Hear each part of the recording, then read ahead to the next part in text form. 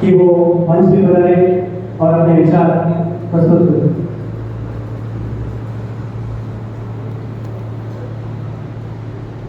सर्वप्रथम सम्माननीय विद्वजन जो गौरवमय मंच में विराजमान है, मां सारडे के प्रांगण में आज सभी विद्यार्थी बंधु एकत्र हुए। आज दुनिया श्री के स्वतंत्रता दिवस पर मैं आप सभी को हार्दिक बधाई देता हूँ। इसके साथ ही मैं आपको बताता हूँ कि कितनी मुश्किल से इस देश को आज़ादी मिली। उसकी बात की तब पता चलेगी कि 1947 के पहले क्या हुआ, वो हम किताबों में पढ़ सकते हैं। मेरा भी 70 साल का ही जीवन है, वो किताबों से पढ़ते हैं तो याद होता है कि उन लोगों ने क्या क्या नहीं किया। भगत सिंह का मैं आपको जस्ट एग्जाम्पल दे रहा हूँ। किसान नेता था भगत सिंह, और भगत सिंह अपने दोनों के साथ फांसी के तख्ते के पास तंबू में बैठा रहा है, और तीनों ही जवान है और जल्लाद तीनों के फांसी के तख्ता तैयार किए हुए हैं। और वो क्या गा रहे हैं, दिल से निकलेगी ना मरकर की भी वतन की उल्फत, मेरी मिट्टी से भी खुशबुए वतन आएगी। भगत सिंह को ये संस्कार मिले कहाँ से?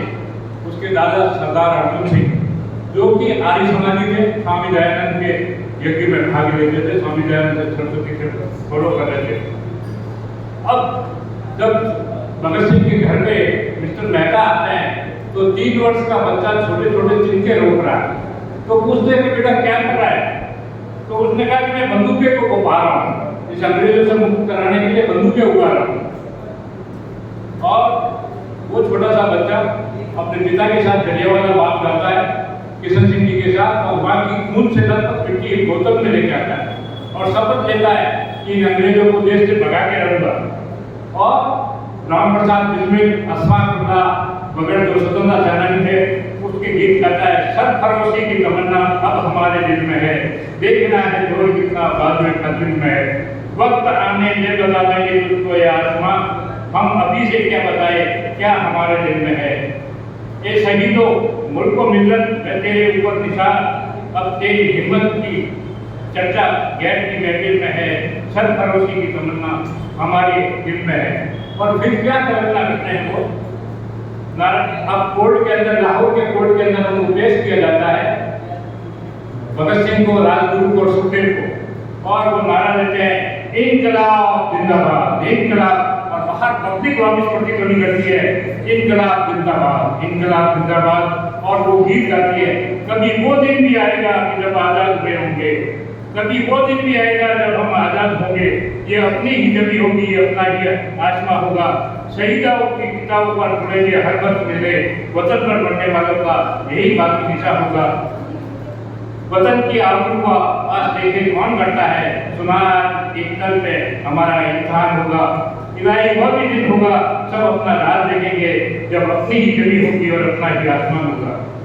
ये भगत सिंह का सपना था जो लोगों ने पूरा किया। अब आपको बताता हूँ कि ये तो भगत सिंह का राव था। अब आप 14 अगस्त 1947 को जब देश आजाद हुआ, कैसी परिस्थिति थी? हिंदू मुस्लिम के दुश्मन एक दूसरे को मार रहे थे, एक दूसरे को दुश्मन समझ रहे थे। ये जिहादी लोग, चाहे वो किसी वर्ग के, सांप्रदायिक दंगे फैला रहे थे। उस समय देश आजाद हुआ, महात्मा गांधी नौखानी कलकत्ता के अंदर दंगे शांत करा रहे थे, 15 अगस्त के फेस्टिवल में भाग नहीं ले पाए थे। और उस समय 14 अगस्त और सरदार पटेल और नेहरू ने कहा जितना जल्दी हो सके अंग्रेजों को इस देश को छुड़ाने का और कुछ करेंगे। उन्होंने रियासतों को आजाद कर दिया था ताकि ये झगड़े में उलझे रहे, हमारा राज कायम रहे। उन्होंने किसी तरह से अंग्रेजों को यहाँ से भगाना उचित समझा। और उस समय जो पंडित जवाहरलाल नेहरू भाषण देते 14 अगस्त को, वो उसके शब्द मैं आपको रिकॉर्ड कराता हूँ। 14 अगस्त 1947 की मध्य रात्रि में स्थानदार संविधान सभा नई दिल्ली, और उस भाषण को लोगों ने कहा नीति से मिलन डेस्टिनी। आधुनिक भारत में ये भाषण वीर का पत्थर माना जाता है। नेहरू जी ने उस समय जो शब्द कहा, आप उसको गौर कीजिए, ये शब्द को गौर कीजिए कि पंडित जवाहरलाल नेहरू ऑक्सफोर्ड से पढ़े हुए, एक कैम्ब्रिज से पढ़े हुए थे, एक extraordinary engineer and talented personality थी। उसके सामने आज का कोई भी प्रधानमंत्री नहीं दिख सकता उसके इंटेलिजेंस में। ठीक आधी रात को जब पूरा संसार निंद्रा में लीन है, भारत नवजीवन और मुक्ति के लिए जागता है। ये एक ऐसा क्षण है जो इतिहास में कभी कभार आता है, जब हम पुरातन युग से नवीन कदम की ओर कदम बढ़ाते हैं, जब एक समाप्त होता है और जब एक देश की लंबे समय से दलित उत्पीड़ित आत्मा को अभिव्यक्ति मिलती है। ये जवाहरलाल नेहरू का प्रथम भाषण था 14 अगस्त 1947 को। मैंने भी ये सुना है और पढ़ा है, और उस समय के जिस समय ये जितने भी थे जो राजाओं महाराजा के उत्तर के रास्ता लूणी के पास महात्मा गांधी को रोक दिया 1930 में। यह राजाओं का भी रास्ता, अंग्रेजों का भी रास्ता, और लूणी से वापस महात्मा गांधी को जाना पड़ा, राजस्थान में जोधपुर में नहीं अटक गया। और अब मैं उसी समय में उसमें चारण वगैरह ये सब लोग कविताएं लिखते थे राज दरबारों के पक्ष में। उस समय एक यहाँ ऐसे भी क्रांतिवीर हुए जिनका नाम था रेवत गांधी, चारण जो मथानिया के रहने वाले, उनसे मैं व्यक्तिगत भी मिला और उन्होंने उसमें गीत लिखा था इनकलाब दिया। वो मैं आपको प्रस्तुत करता हूँ। अंधार घोर आंधी प्रचंड आत्मा घोर दबदब करती। जो 47 की जो आग लग रही है, जो आज़ादी की लड़ाई चल रही है, किसान मजदूर सब संगठित होकर आज़ादी गांधी के नेतृत्व में आज़ाद कराए। तथा अंधार घोर आंधी प्रचंड आत्मा घोर दबदब करती, आवे है उनमें आग दिया गढ़कोटा बंगलों में कहती। चित्तार बंधु नाते हैं जिनने आज ये संदेश दिया, राती ने काड़ी पी लिया पुंजाने मित्रा भेज दिया। मैं संत बजे ठंडा टारा कोई गीत मरंडा गावे है, डंके ही चोट करे पीता बाइयों ढोल बजावे है। विकराल भवानी हमें धूम धरती तो अंबर तक करती, अंधार घोर आंधी प्रचंड आत्मा घोर दबदब करती, आवे है उनमें आग दिया गढ़कोटा बंगला में कहती। दीवारें नीचे दबियोड़ी चुगचुगरी माटी दे देते। हम लोग दबे डूबे हुए थे, हमें बोलने की आज़ादी नहीं थी, हमें खेती करने की आज़ादी नहीं थी। हमारे को आता था कड़वा या सब छीन के ले जाता था कांटे के अंदर से हमारी खेती की फसल। दीवारें नीचे दबियोड़ी चुगचुगरी माटी दे देतो, ये उड़ी किनारे जड़ा उनको घेरदियो बनतो। तिनके सु उड़गी तलवारा गोतेरा रूप किया भाला, रुको रे पत्ता दी उड़गी वे लाज बचावन भी डाला। बड़ी ठंडी में बोतल मत पीवन रा प्याला उड़ गया, मैं भी उड़ गया पाट से मेला रखवाड़ा उड़ गया। वे देख दोबारा सिंहासन रड़बड़ता बढ़िया टोकर में, वे कुंदा लगते अदर बम नहीं भेजे धरती में अंदर। अंधार घोर आंधी प्रचंड आत्मा घोर दबदब करती, आवे है उनमें आग दिया गढ़कोटा बंगला में कहती। आंधी या अदब अनूठी है, कुंभल उड़ गया सिर उड़ी भी, पार के पार उड़ गया सितानी उड़ी गरीबी। सिमरत में गैया लेकिन हल्की टुकड़िया उड़ी नहीं, उड़ गया लोगों को हार दे गिरियों की माला पड़ी अठे। उड़ गई चूड़िया सोनेरी लाखा रो टुकड़ो उड़े कटे, उड़ गया रेशमी गजरा में रानी रे रंज नहीं लागी। आप गिरे कुने कर लड़ा तुम लखपतनी मती लखट की, आवे उनमें आप दिया गढ़कोटा बंगला में कहती। अंधकार मत जान पावला, ये किसान तो उनको कह रहे हैं देवदास जी कि अंधकार मत, ये जो आंधी आती है परिवर्तन की आंधी है, देश आजाद हो रहा है।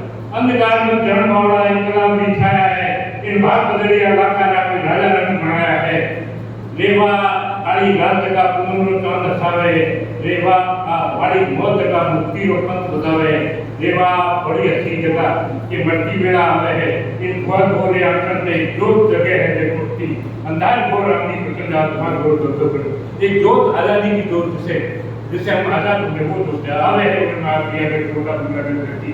इतना कह के मैं अपनी वाणी को विराम देता हूँ। लेकिन एक बहुत हम आज़ादी से पहले इतने दबे हुए थे कि खेत की जो मुखिया रूप जो अपने यहाँ से चालू हुई वो अपने सीढ़ियों पे इसलिए हुई खेतों में कि गढ़वाले हमें अपने मुखिया तक घर पे नहीं ले जाने देते थे, इसलिए खेत पे मेरे पे अपने रिश्तेदार को मिला के मुखिया रूप करते थे। ये इतना जागीरदारों का जुल्म था, चाहे वो किसी रूप में हो। और गढ़वालियों का कि हम फसल बाना हमारे हाथ में था, खाना हमारे हाथ में, हम उनसे मुक्त हुए, उन गुलामों से अब उन रजवाड़ों से दूर रहे जो आज तक पीढ़ियों तक हमारा शोषण किया। ये शिक्षा का प्रांगण बना, ये आप लोगों की जागृति का प्रतीक है। इस प्रांगण को ऊंचाइयाँ चले और ये अभी तक छोटा है, ये उतना ऊंचाई नहीं बन पाया। मैं चाहता हूँ कि शिक्षा समिति के लोग सोचे, इस प्रांगण का विस्तार करें और और इसमें कमरों की संख्या भी बढ़ाएं। और आप जो एल्यूमिनी हॉस्टल में पड़े हुए हैं वो अपना कुछ जब नौकरी में लगे किसी रूप में योगदान देके इस हॉस्टल को ऐसा बनाएं कि लोग देखें। इतना कह के अपनी वाणी को विराम देते हैं। धन्यवाद सर। स्वतंत्रता क्यों आवश्यक थी? 1947 से पहले जो अत्याचार हो रहे थे उनके बारे में अवगत कराया। अब कार्यक्रम को आगे बढ़ाते हुए